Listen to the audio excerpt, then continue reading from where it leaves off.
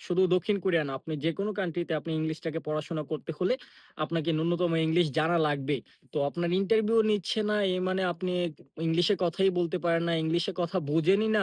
আপনি অ্যাপ্লিকেশন করবেন, আপনি অফার লেটার পেয়ে কোরিয়াতে আসবেন। দিন শেষে আপনি আ সবকিছু মেইনটেইন না করতে পারে আপনার অবৈধ হয়ে যাবেন। এটা কিন্তু মানে পুরো এফেক্ট টা পড়বে হলো ফুল মানে বাংলাদেশি স্টুডেন্টের উপরে। হুম? তো এটা একটা নেগেটিভ একটা ইমপ্যাক্ট পড়বে। যদিও এখন বর্তমান সময়ে দক্ষিণ কোরিয়া আ খুবই বাংলাদেশি স্টুডেন্ট ফ্রেন্ডলি। তো অন্যান্য দেশগুলি কিন্তু দিন, দিন জটিল করছে। তাদের ভিসার যে আ রুলস গুলো এটা কিন্তু দিন, দিন জটিল হচ্ছে বাংলাদেশের জন্য।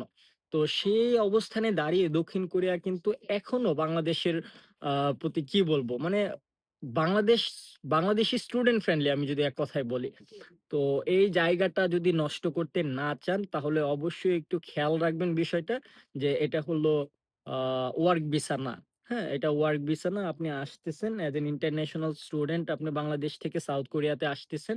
এখানে আপনার মেইন টার্গেটটাই হলো পড়াশোনা করা।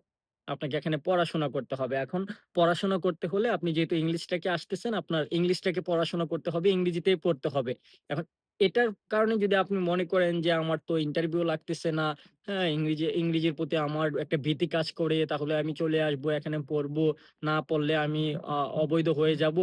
এরকম যদি ইনটেনশন থাকে তাহলে মানে পুরো বাংলাদেশি স্টুডেন্ট কমিউনিটির তরফ থেকে আমার পার্সোনাল রিকোয়েস্ট হলো আপনার কাছে, আপনি আসবেন না। এরকম স্টুডেন্ট যদি কেউ থাকেন তারা আসবেন না।